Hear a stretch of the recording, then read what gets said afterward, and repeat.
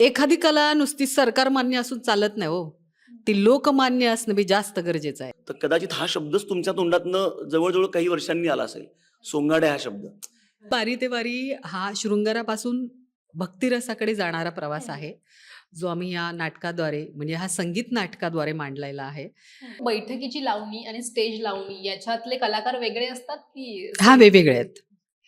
कला तीच आहे. तो जेव्हा मी ह्या गोष्टीला हात घातला तेव्हा खूप कला केंद्राच्या गोष्टी बाहेर यायला लागल्या होत्या, की इथे डीजे चालतायत, इथे आता वेगळ्या गोष्टी चालतायत. तर या गोष्टींवर भाष्य करण्यासाठी की सगळे लोक तशी नाहीयेत. सूर्या चंद्राची गाय कधी चुकायाची नाही, उजळल दिसनवा उजळून दिशा दाही. नमस्कार, मी अपर्णा आणि मुंबई तरुण भारतमध्ये तुम्हा सर्वांचं खूप खूप स्वागत. संगीत बारी ते वारी हे नवकोरो नाटक रंगभूमीवर आलंय आणि त्याच निमित्तानं नाटकाची संपूर्ण टीम आहे. सर्वात आधी कलाकारांची ओळख करून घेऊयात. शिरीष पवार, संजना पाटील, विद्याधर नामपल्ले आणि मेघा घाडगे. नमस्कार. सर्वात आधी कसे आहात? मस्त. सुखात.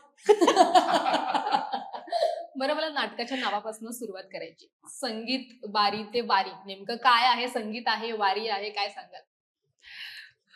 संगीत बारी ते वारी हा शृंगारापासून भक्तिरसाकडे जाणारा प्रवास आहे, जो आम्ही या नाटकाद्वारे म्हणजे हा संगीत नाटकाद्वारे मांडलेला आहे. आणि आता सगळंच मी आता सांगत नाही त्याबद्दल, फक्त हा प्रवास असा आहे की शृंगारसापासून भक्तिरसाकडे जाणारा हा प्रवास. कॅरेक्टर्स काय आहेत आणि म्हणजे आम्हाला आता कळलं विषय काय आहे, पण ते कोणत्या रूपात मांडलंय आणि थोडंफार प्रेक्षकांना त्याविषयी माहिती असावं म्हणून मी विचारते. काय सांगाल? कोणी सांगितलं तरी चालेल. ओव्हरऑल जी गोष्ट आहे ती संगीत बारीवर काम करणाऱ्या स्त्रियांची गोष्ट आहे.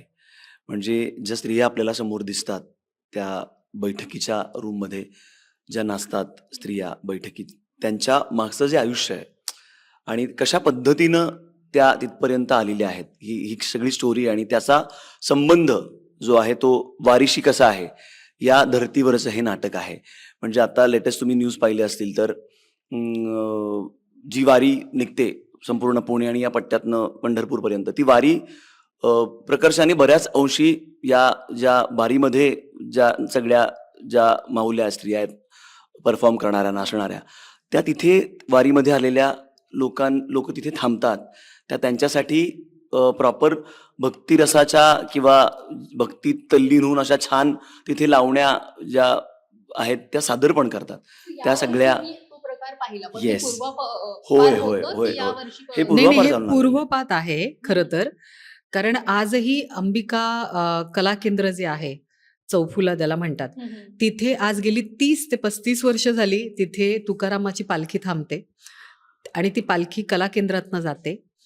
आणि आजही तिथल्या वारकऱ्यांना 10,000 ते 15,000 वारकऱ्यांना तिथून कला केंद्रातनं अन्नदान केलं जातं आणि त्यांची भक्ती केली जाते.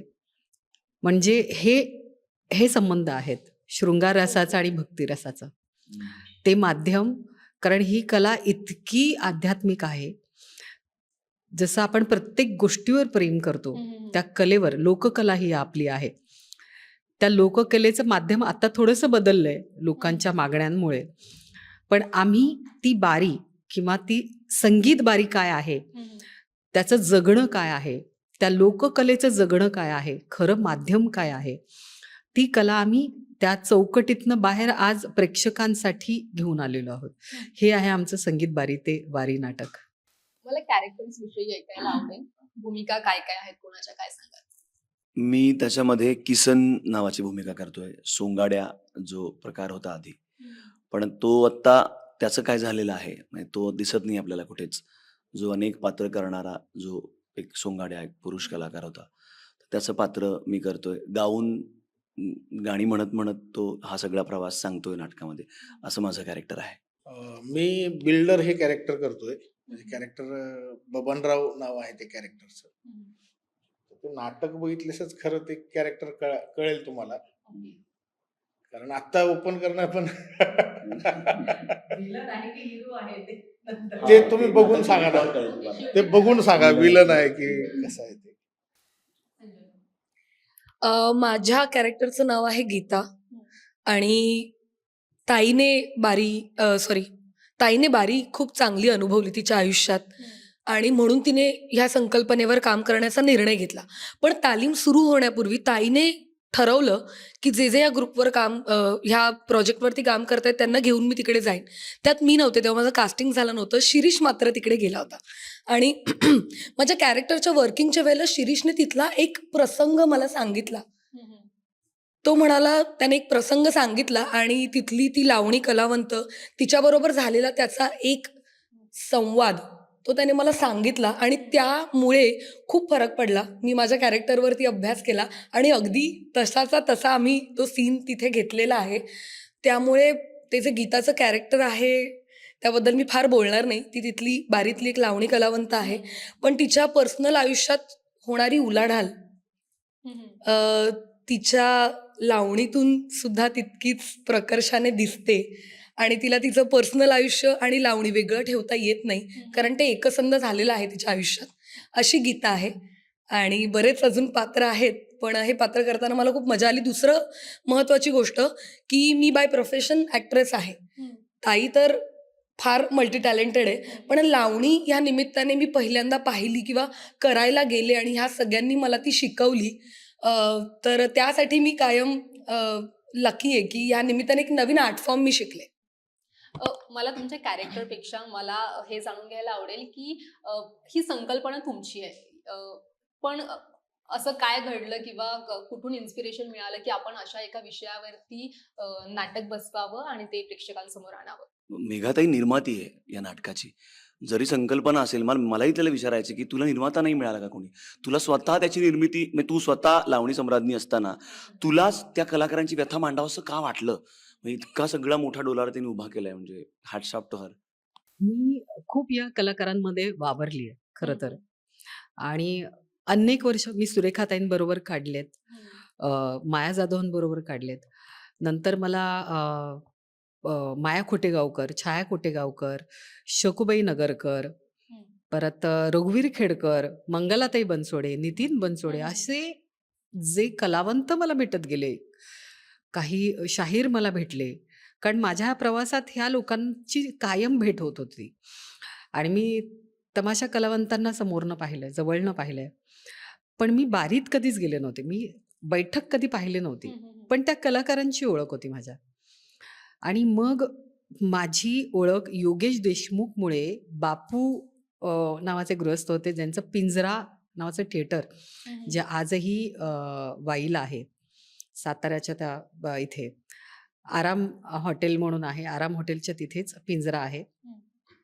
आणि त्यांचं बाहेर आधी पहिलं छोटं हॉटेल होतं, जिथे आम्ही चहा नाश्ता नेहमी तिथनं दौऱ्यावर जाताना हायवेलाच लागून आहे तिथे आम्ही जायचो. मग त्यांनी सांगितलं की इथे थिएटर आहे, इथे बैठका होतात. तर जेव्हा मला आत जाण्याचं जेव्हा संधी आली आणि मी जेव्हा ते पाहिलं, म्हटलं हे कुठलं विश्व आहे जे माहितीच नाही आम्हाला. हे त्या गोष्टीला खूप वर्ष झाली आणि त्यावेळेला मी सुरेखाताईंच्या ग्रुपमध्ये नाचत होते. मी भारावून गेले होते. महिनाभर माझ्या डोक्यातनं ती गोष्ट जात नव्हती अजिबात. योगेशला म्हटलं हे काय, मला माहिती नाही.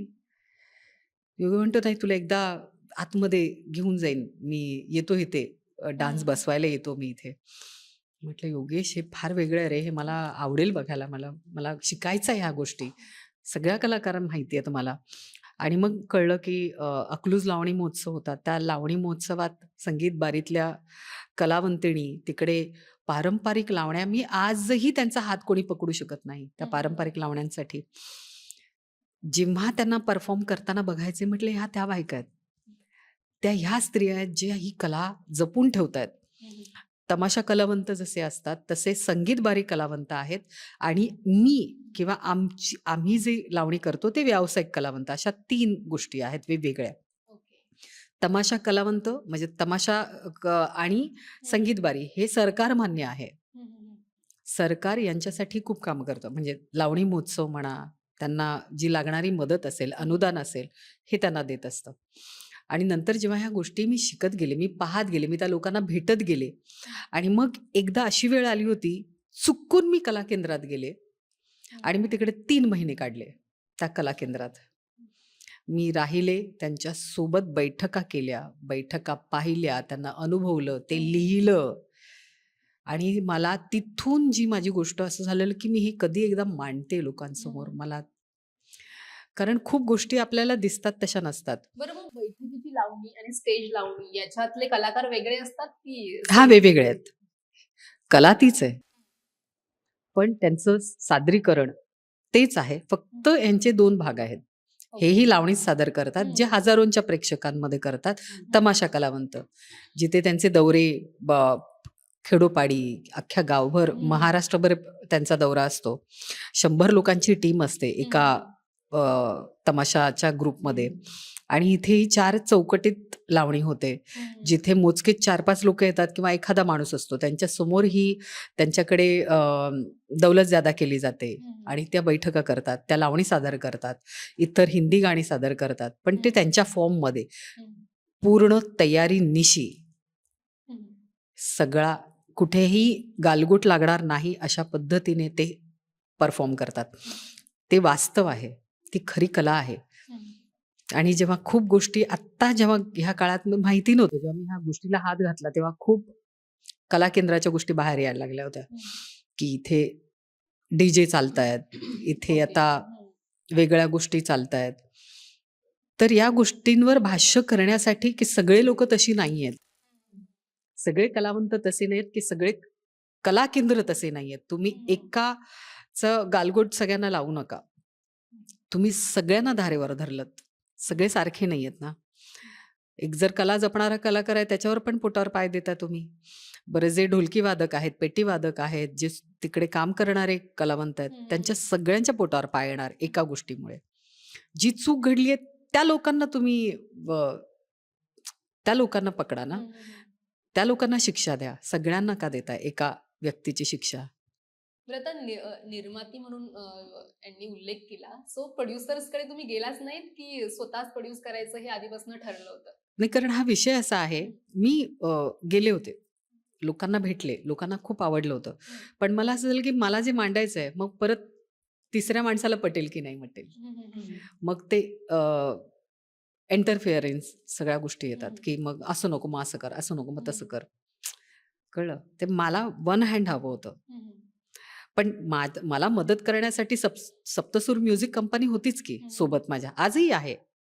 मला काही अडीअडचणी लागल्या तर येतात ते मला करतात मदत ती. आजही आमच्या म्युझिकचं किंवा काही असेल, रेकॉर्डिंग असेल, ते मला करतात मदत त्यासाठी. पण असेही लोक आहेत जी ह्या कलेसाठी पण झटतायत. काही अपेक्षा नाहीत त्यांच्या, कसल्याही नाहीत. नाही, हे चांगली मांडणी आहे, मी तुमची कदर करतो, सगळ्या कलाकारांची कदर करतो, मला सांगा, मी करतो. असं सांगणारे पण मला लोक मिळालेत, भेटलीत. खूप चांगली लोक जोडली गेली मला इथे. हे जेव्हा प्रोजेक्ट मी करत होते, बरं हे 2 वर्षाआधी जेव्हा करोना होतं तेव्हा मी विनोद गायकरशी ही गोष्ट बोलली होती. विनोद, मला ही गोष्ट उतरवायची आहे, प्लीज मला लिहून दे. त्या दरम्यान तो म्हणाला, मेघा ते काय भन्नाट आहे हे.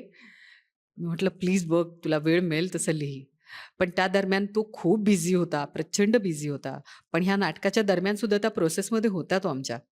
पण त्याला वेळ नसल्यामुळे, कारण ह्याला वेळ देणं फार गरजेचं होतं आणि वेळेअभावी याच्यावर अभ्यास करणं खूप गरजेचं होतं. कारण प्रत्येक गोष्ट मी सांगणं आणि वाचणं याच्यात फरक आहे.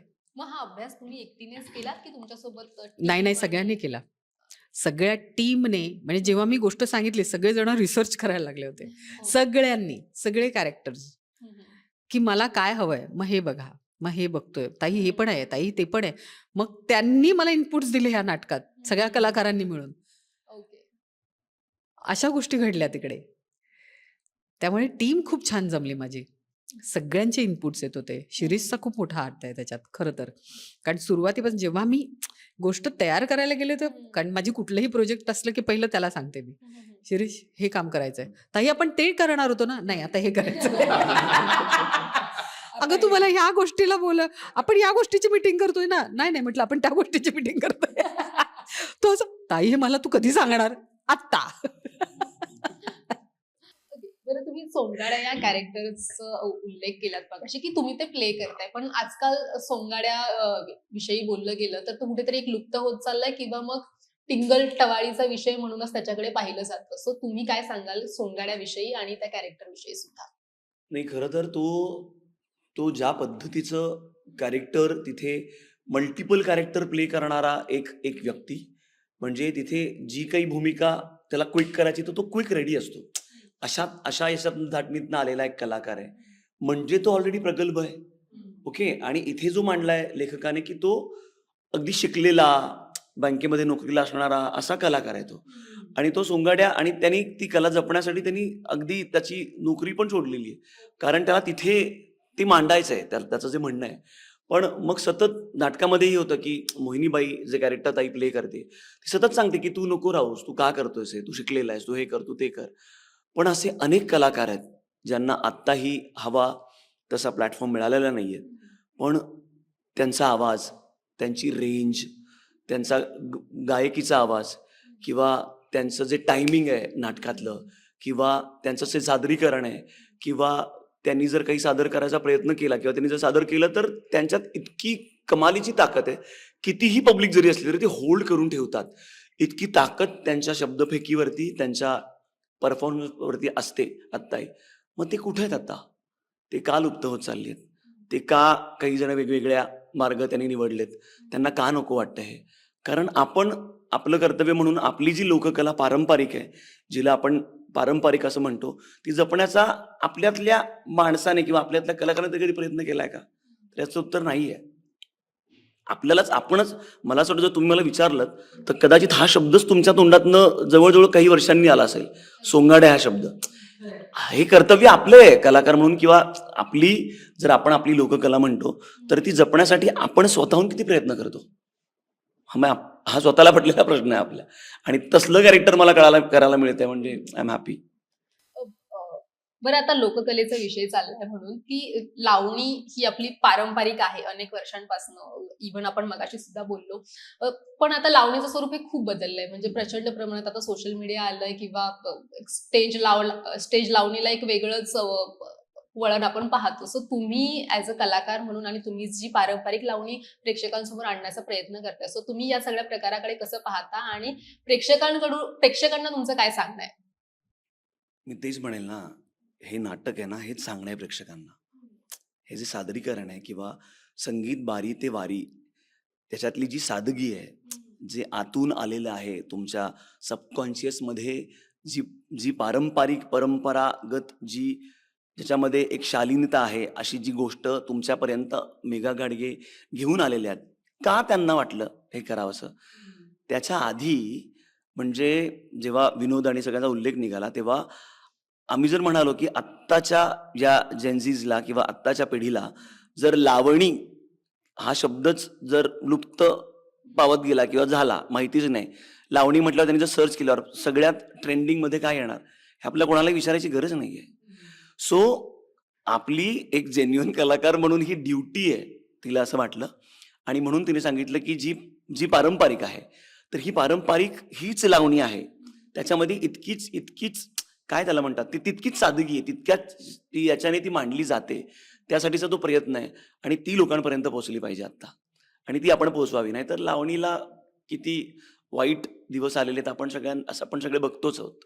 म्हणजे संगीत बारीचा जरी विषय काढला तरी आपण अनेक रील्स बघतो की एका रूममध्ये कोणीतरी एक कलावंत गाण्यांवरती आत्ताच्या डान्स करते. हे काय? तो ती संगीत बारी त्याच्यामध्ये, म्हणजे तेच मी परत ताईला सतत थँक्स म्हणेल की तिने आम्हाला जबरदस्ती करून सगळ्या टीमला आम्ही जवळजवळ किती मुलं होतो आम्ही, 7-8 जण होतो आम्ही, आणि मला ती घेऊन गेली एका ठिकाणी. मी म्हटलं आपण कुठे चाललोय? ती म्हटली पुण्यात चाललोय. पुण्यात कुठे? ती म्हटली सणसवाडीत. मी म्हटलं मी सणसवाडीत राहतो, माझं गाव आहे ते. ती म्हटली चल. ती माझ्या गावात मला घेऊन गेली. माझं घर त्या कला केंद्रापासून 3 किलोमीटरवरती आहे. माझं घर तिथे 28 वर्षांपासून आहे त्या गावात. मला माहित नाही 3 किलोमीटरवरती कला केंद्र आहे.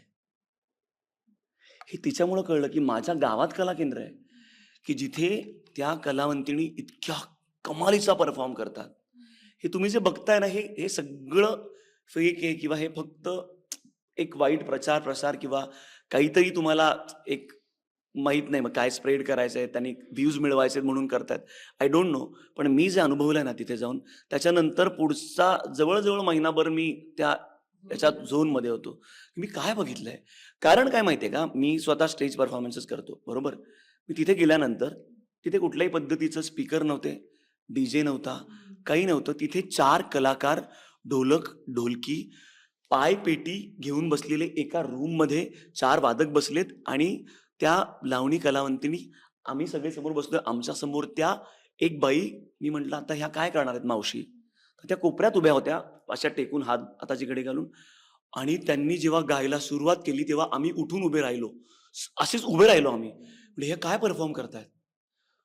म्हणजे कुठेही माईक नाही, काही नाही. ऍक्च्युली मला सुद्धा तेच म्हणायचं की हा प्रकार मी सुद्धा अजून पाहिलेला एक्झॅक्टली. नाहीये आणि कोणीच नाही लोकांना पाहिला, माहीतच माहित नाही. नाही फार. आणि आपल्या पिढीला तर नाहीच माहित आहे. त्यांनी जो सूर लावला, तुम्हाला कुठेही माईकची गरज नाही, काही नाही. आमच्या अंगावर शहारे होते. आम्ही तासभर कसा गेला आम्हाला नाही कळलं, अक्षरशः नाही कळलं. अगेन थँक्स टू हर की. आणि म्हणून आम्ही म्हटलं की नाही, हे करायला पाहिजे. ही व्यथा किंवा हे जे जगणं आहे ते पोचवायला पाहिजे आणि त्यासाठी हा सगळा प्रयत्न आहे आमचा. बरं, हे लोककलेविषयी आहे आणि हा सामाजिक मुद्दा सुद्धा आहे, म्हणून याच मुद्द्याला धरून माझा अजून एक प्रश्न आहे की आता दहीहंडी असेल किंवा अजून काही सांस्कृतिक कार्यक्रम असतील, तिथे मग अशा कलाकारांना न बोलावता जे फक्त फेमस आहेत किंवा जे फक्त आपल्याला थोडंसं फेम देऊ शकतात, अशाच कलाकारांना का बोलावलं जातं? आणि याच्या मागे अगदी आपले म्हणजे आपली व्यवस्था, आपले राजकीय मंडळी सुद्धा आहेत. सो काय एक कलाकार म्हणून काय वाटतं या सगळ्याकडे पाहताना? बापरे. माझे कान लागले.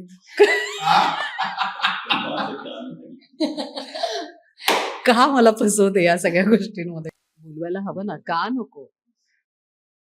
आणि मी तेच जसं मगाशी मी म्हटलं तुला की का लोकांना लोकांची गर्दी व्हावी यासाठी एखादी बाई पदर काढून नाचते, जी कमरेवर पण साडी नसते, बेंबीच्या खाली पण नाही, त्याच्या आता माकड हाडापर्यंत साडी पोचली आहे. म्हणजे इथपर्यंत साडी आली आहे. ती घातली न घातल्याच्या जवळ अशीच साडी नेसली जाते. नऊवारी साडीचा अपमान म्हणजे तिचं बेइज्जत करून ठेवलेली आहे त्या नऊवारीला, त्या आपल्या लावण्याला, त्या पेहरावाला. हे असं बघताना समोर जेव्हा हजारोंच्या गर्दीने तरुण पिढी येते तिथे, लहान मुलं येतात, मुली येतात, स्त्रिया येतात, सगळ्या भगिनी येतात, त्यांच्या समोर आपल्याला किंवा आपण दहीहंडी का करतोय ह्या विषय, म्हणजे दहीहंडीचं काय महत्व आहे ते महत्व न जाणता आपल्याला अशा परफॉर्मन्स करायला का लागतात हा प्रश्न मला पण आहे. कशासाठी? गर्दी जमवण्यासाठी. गर्दी तर येतेच आहे ना ऑलरेडी. हे जे आपला हा जो सण आहे तो सगळे करतातच की साजरे, पण त्यांच्या मनोरंजनासाठी तुम्हाला इतके तुम्ही कमकुवत झालात की तुम्हाला गर्दी जमवण्यासाठी अशा मुलींची गरज लागते, जिथे त्यांना भानच नाही की आपण कुठे नाचतोय, कसे नाचतोय. आपल्या मुलीला जर आपण तिकडे बघितलं तर आपल्याला कसं वाटेल? जेव्हा कोणी असेल, माझी भाची असेल, माझ्यासोबत कुठल्याही लहान मुलं असेल, तर मी त्याचे डोळेच बंद करेन, बाबा हे चल. आणि हे मग मुलं मोबाईलवर सर्च करत बसतात आणि मग त्याचं रील अनुकरण बनत करतात की ही आणि लावणी ते हे करतात, असं हा असं सादर करायचं असतं, हे असं करायचंय, इतका हे पदर तसं हवा किंवा करायचंय. अशा पद्धतीची साडी नेसायला हवी. बरोबर. आणि हे लहान मुलींना सुद्धा मी बघितलंय, साडीचा पदर इकडे घेताना, इकडे पदर लावताना अख्खा पोट दिसतंय, पाठ दिसतेय, तेही बघितलंय मी. एक लिमिटेशन्स आहेत काही गोष्टीला. मी दहीहंडी करणारा किंवा सादरीकरणाला नाही म्हणत आहे. तुम्हाला जर त्या मुलीला तुम्ही बोलवत असाल किंवा कुठल्याही मुलीला बोलवत असाल, तर तुम्हाला बाबा पारंपरिक पाहिजे एवढं तर सांगू शकता. अगदीच. तुम्हाला थांबवता आलं पाहिजेत ना, ह्या आपल्या लोकांना थांबवता आलं पाहिजे ना. तुमची दहीहंडी त्यांच्यावर डिपेंड आहे. पारंपरिक कॅबरे. तुमची दहीहंडी त्याच्यावर डिपेंड आहे का? त्या मुलीवर डिपेंड आहे की लोक गर्दी करतील की नाही करतील? तुम्हाला कॉन्फिडन्स नाही याचा? म्हणजे आता ह्या गल्लीत जर ह्या मुलीला बोलवलं तर त्या गल्लीत दुसऱ्या मुलीला बोलवायचं जी कमी अजून कपडे काढून नाचेल. अशा पद्धतीने तुम्ही दहीहंड्या बनवायच्यात तुम्हाला. म्हणजे अपेक्षित नव्हतं अशा लोकांच्या दहीहंड्या पाहिल्यात, की अशा मुलीने मी तोंडात बोटं घातली होती, की तुम्हाला गरज लागली याची. तुमचं एक वेगळा दर्जा आहे, एक वेगळं वास्तव आहे, जे वर्षानुवर्ष आम्ही अ, या काय म्हणते या सणाला किंवा ह्या गोष्टी बघण्यासाठी आम्ही तरसत होतो, की कधी अरे बाबा आता काहीतरी छान बघायला मिळणार, लोककला बघायला मिळणार, आम्हाला ग्रुप डान्स पाहायला मिळतील, कोळी गीतं, असे वेगवेगळे कलावंत जे आम्हाला अ, ओळखीचे आहेत, माहिती आहेत हे चेहरे, पण ते रंगमंचावर परफॉर्म करतायत. सेलिब्रिटी येतायत वगैरे ह्या गोष्टी करेक्ट आहेत, छान आहेत. त्या येऊन तिकडे भेट देतात किंवा काय.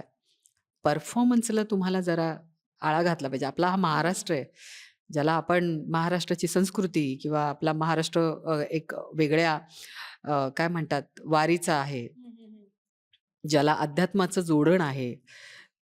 हे आपण कुठे घेऊन चाललंय महाराष्ट्र आपण? कुठल्या दिशेला चाललोय आपण? जसं आता जसं दहीहंड्यांचे जेवढे व्हिडिओज येतात त्याच्या खाली प्रत्येकाची काही एक सोडून दुसरी कमेंट आहेच की महाराष्ट्र बिहार झालाय का म्हणून.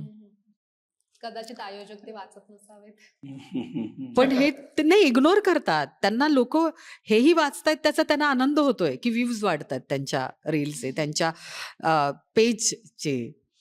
म्हणजे आपण इतके खाली दर्जाला गेलोय की आपल्याला व्ह्यूज वाढवण्यासाठी आपल्या चॅनलला किंवा आपल्या इंस्टाग्रामला फॉलोअर्स मिळण्यासाठी आपल्याला या गोष्टीचा आधार घ्यायला लागतोय. याचं वाईट वाटतंय. पण सिनेमाविषयी काय सांगाल, की सिनेमातली लावणी अजूनपर्यंत पारंपरिक आहे की तिथेही बदल झालाय? नाही, नाही. आहे ना, पारंपरिक आहेच की. मी आता अनेक वसंतराव फिल्म होतं, मी वसंतराव. हां. त्यामध्ये शकुबाईंनी किती सुंदर लावणी सादर केली. म्हणजे डोळ्यात अक्षरशः पाणी आलं होतं, ती लावणी ऐकताना. अजूनही आहे चित्रपटात खूप छान लावण्या सादर करतात. काही चित्रपटात अगदीच एखाद दुसरा वगळला, त्यांनी म्हणजे लावणीचं आयटम सॉन्ग करून जे काही प्रेझेंटेशन करतात, तर ते माझं परत तेच म्हणणं आहे, की तुम्ही पुढच्या पिढीसाठी काय देताय? कारण तुम्हाला बघूनच हे सगळे कलावंत तयार होत आहेत. थोडंसं आपण विचार करायला पाहिजे ह्या गोष्टींकडे. जग बुडीला आलंय, जरा अजूनही सुधारा. ओके. नाटक आता सुरू झालंय म्हणजे अगदीच 2-3च दिवस झालेत. सो पहिल्या किंवा दुसऱ्या प्रयोगात काही अशा प्रतिक्रिया आल्यात प्रेक्षकांच्या ज्या फार आवडल्यात पहिल्याच प्रयोगाला किंवा दुसऱ्या प्रयोगाला किंवा सोशल मीडियावर असतील? आमचा तर आता पहिलाच प्रयोग झाला. आमच्या पहिल्या प्रयोगाला चंदन शिवे सर आले होते, बरोबर ना? त्यांनी इतकी सुंदर प्रतिक्रिया दिली. ते मंचावरती आले, त्यांनी प्रयोगाबद्दल जे वाटलं ते थेट त्यांनी व्यक्त केलं आणि छान आणि ते शेवटी रडले म्हणजे खरंच त्यांच्या खरंच गळ्यात पडून रडले. इंटरव्हलला येऊन म्हणजे मध्यंतरला आलेवरती म्हणजे मी त्यांना बघून एकतर खूप घाबरते, कारण ते लोककलेचा अभ्यास असलेला आणि माणूस. ते मुंबई युनिव्हर्सिटीला लोककलेचे सध्या ते हेड आहेत म्हणजे सांस्कृतिक याचे. आणि म्हणजे ते आल्यानंतर मी पहिली सर सॉरी. का सॉरी? तू वेडीस का? ते ढसा ढसा रडायला लागले. तो म्हणते तुला कळतंय का तू काय केलंयस ते? मी म्हटलं मला सांगा आधी मी काय केलंय. मला ते एक तर त्यांना खूप भावूक झाले होते खूप. म्हणजे आम्ही इंटरव्हललाच रडत होतो सगळेजण. सगळ्या मुली स्तब्ध झाल्या होत्या, मी स्तब्ध झालेले. चंदन शिवे सरांनी पाया वगैरे पडायला लागले. मला अजून म्हटलं सर थांबा, मी अजून असं काही केलेलं नाहीये. तर ते म्हणाले नाही तुला नाही माहिती तू काय केलंयस, कारण तू समोर नाही पाहिली आहेस. तू मांडलंयस जे काय ना. म्हटलं मला फक्त पोचपावती हवी होती. मी हे पोचतंय की नाही लोकांपर्यंत. जर तुमच्यापर्यंत पोहोचले तर ते माझे कलाकार ज्यांच्यासाठी मी हे केलंय नाटक, ज्यांच्यासाठीही मी करते अट्टाहासा, तर तो त्यांच्यापर्यंत पण पोहोचवा प्लीज. कारण त्यांना बऱ्याच कलाकारांचे फोन आले की काय करलंय, आमच्याबद्दल खूप काय मांडलंय. त्यांना भीती होती की आमच्या काही वाईट गोष्टी नाही आहेत ना त्याच्यात, आमच्याबद्दल काही अशी काही टिप्पणी केलेली नाहीये ना. ऑफकोर्स असणार, सगळ्यांना भीती असणार त्याची, ते विचारणारच. मग सर म्हणाले की नाही तुम्ही येऊन बघा, मग तुम्हाला कळेल की तिने तुमचं म्हणणं कशा पद्धतीने मांडलंय. मी म्हटलं सर मी अजून म्हटलं आता पहिलाच प्रयोग आहे आमचा, अजून मी जर होऊ देत मी अजून बदल घडणार आहेत म्हटले ह्या गोष्टींमध्ये, कारण मला अजून लोकांचं काय प्रतिक्रिया येतात मला कळत नव्हतं. ते म्हणाले नाही नाही छान आहे. काही मला गोष्टी सांगितल्या की हे थोडंसं चेंज कर, हे थोडंसं चेंज कर. माझी आई रडली. माझ्या मुली ज्या कधी काही मुलं जी लहान बाळं आलेली जी 13-14 वर्षांची मुलं पण होती, ते म्हणाले "अगं, आम्हाला माहितीच नव्हतं ही गोष्ट की हा एक प्रकार असतो, हेही एक माध्यम आहे कलेचं, तेही त्यांना माहिती नव्हतं." खूप लोक भावूक होऊन गेली आहेत, खूपच, जी मला अपेक्षित होतं ह्या नाटकासाठी. संतोषी की आपल्याला आपलं नाटक समोरून पाहता कधीच येणार नाही, आपल्याला ते अनुभवताच येणार नाही की हो, त्यामुळे आपण कायम प्रश्नात असू की नेमकं ह्यांना कसं वाटलंय किंवा काय. नाही नाही, तेच आपल्याला पाहता येणार नाही, कारण जे लोकांपर्यंत पोहोचणार आहे ना, आता आपण पोहोचवतो, मी माझं कॅरेक्टर आणि याचे कॅरेक्टर, तुम्ही तुमचं, आणि ह्याचं एक संघ होऊन जे लोकांसमोर जातं, तो अनुभव आपल्याला नाही घेता येणार. आणि तो फार ग्रँड आहे बरं. म्हणजे आमचे लाईट्स केलेत कुलभूषण देसाई, त्यांचं नाव घेणं खूप गरजेचं आहे. बाप रे, उत्सव वाटतो, सोहळा करून ठेवलाय आमच्या नाटकाचा. त्यामुळे इथे जी उपस्थित मंडळी आहेत ते तर आहेत, पण त्या व्यतिरिक्त ज्यांचे हात लागलेले आहेत संपूर्ण नाटक एक होण्यासाठी, त्यांचा हातभार तितकाच मोलाचा आहे, हे खरं. ते अमान्य करताच येणार नाही. ओके, आपण एक छोटासा रॅपिड फायर खेळूयात. फनी रॅपिड फायर आहे. रेडी आहात? सगळ्यांनी उत्तर द्यायची आहेत. ओके. रिहर्सलला सर्वात जास्त उशीर कोणाला होतो? संजना. मला वाटलंच मी इथूनच हात फिरवला. आणि प्रयोगाला? नाही, प्रयोगाला नाही. प्रयोग तर एकच झालाय, पण प्रयोगाला होणार पण नाही. हा, ओके, सर्वात जास्त फंबल कोण मारतं? मी. म्हणजे जी लीड आहे तीच फंबल हो करते. हो. कारण एका वेळेला टास्क माझे एवढे होते ना की काय खूप रिहर्सलला, शोला नाही. नाही नाही, मी फंबलचं कारण पण सांगेल. खरं तर इतक्या रेंजला लावणी त्याच ताकदीने सादर करून कट टू 5 सेकंदात तुम्हाला डायलॉग त्याच जर इंटेन्सिटी म्हणायचे तर ते on the spot dialogue change करून वेळ सांभाळून नेणारा कोण आहे? सगळेच. तशी तशी- एकच प्रयोग झालाय, त्यामुळे अजून अनुभव पण हे होऊ शकतं कारण आमच्या नाटकात तो स्कोप सगळ्यांना आहे. तो 0 प्रयोगाला झाला, आम्ही केला तो. हो केलं. एका डायलॉगवर आम्ही 5 जणांचे डायलॉग बदलले आणि कळलं. ते ताई झिरो शोला आपण नाही का शिदा घेऊन तू आलीच नाही, माझी एकांकिका करत होते तिकडे. एका सीनला ताईची अगदी 1 मिनिटभरात ती नऊवार नेसते. म्हणजे मिनिटाच्या आतच सगळं होतं, हो. त्यामुळे ते सगळं तयार करून येणं, ही बिचारी लढते तिकडे. हो, मला- ताई मी घेतलंय बरं, ते हे पण घेतलंय बरं, ते पण म्हटलं घे मी आले. आणि डायलॉगही घेतला ताईचा तोपर्यंत. पुढे मी जाऊन ताईचाही डायलॉग घेतला, कारण ताई अगदीच म्हणजे ताईची तिकडे वेगळीच तारांबळ. कलाकाराची खरी कला तिथेच दिसून येते की तुम्ही कसं सांभाळून येते. हो खरं. मेकअपला कोणाला जास्त वेळ लागतो?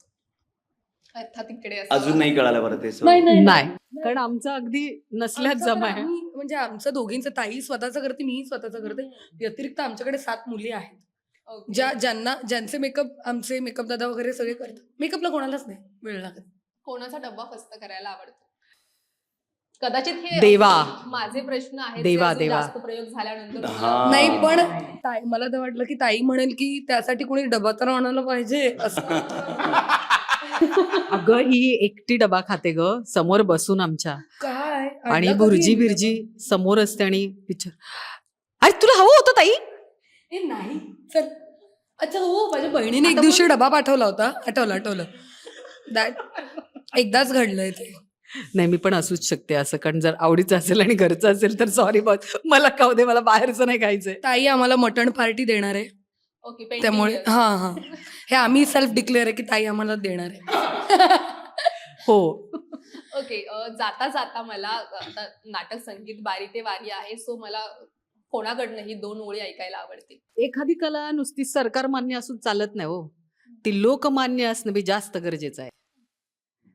म्हणजे हा एक आमच्या नाटकातला डायलॉग आहे जो त्या कलाकारांसाठी आहे. नुसती सरकार मान्य असून चालत नाही कला, ती लोकमान्य, सगळ्या लोकांना पण मान्य असली पाहिजे ही कला. आणि नंतर अजून एक आहे, जो राग असतो ना एक गोष्टीचा, की पायात घुंगरू घालून नाचणारी म्या, पायात घुंगरू घालून नाचणारी म्या येळ आली तर त्याच पायाने ठेचायला कमी करणार नाही. ही ताकद आहे त्या घुंगरांची. सहन नाही करत बसणार. वेळ आली तर त्याच पायाने ठेचायला पण कमी करणार नाही आम्ही. आणि खूप महत्वाची गोष्ट आम्ही या सगळ्याच्यात आपण शेवटाकडे आलोय, उत्तरार्धाकडे, आणि दिग्दर्शक फार महत्वाचा असतो या गोष्टीसाठी. सो दिग्दर्शक संकेत पाटील, नचिकेत दांडेकर ज्याने लिहिले या नाटक यासाठी तुम्ही बघायला या, कारण या नाटकातली जी गीतं आहेत ती अप्रतिम. अनिकेत कदम जो एक कॅरेक्टर रोल पण करतो त्याने लिहिली आहेत, आणि त्याच्यावर या सगळ्यांना अजून न्याय देण्याचं जे काम केलंय ते आमचा संगीत दिग्दर्शक आशुतोष वाघमारे याने. आणि सेट देवा, लाईट्स, कुलभूषण देसाई, उल्लेश खंदारे, मेकअप, आणि सगळेच म्हणजे सगळ्या ज्या मुली पण आहेत अप्रतिम सगळ्यांनी काम केलंय. त्यामुळे मला फार आनंद आहे की ती गाणी जास्तीत जास्त गाणी गाण्याचा योग मला या नाटकात आहे. त्यामुळे त्याच्या 4 ओळी मी सादर करायला मला आवडतील की जे मला गायला मिळतंय. थँक्यू आशुतोष, आणि थँक्यू ताई. सूर्या चंद्राची गाय कधी चुकायाची नाही, उजळल दिस नवा उजळून दिशा दाही. हे माऊलीच्या भेटीसाठी माऊली ही आली दारा. हे बुडत्या नावाचा होई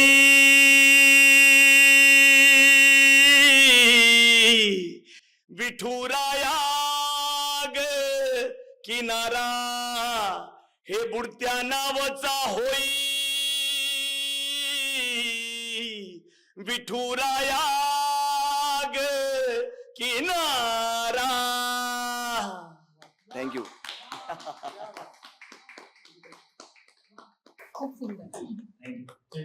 थँक्यू सो मच. आणि अजून तुमचे भरपूर या नाटकाचे प्रयोग होत, आणि तुम्हाला खूप खूप शुभेच्छा. खूप खूप धन्यवाद.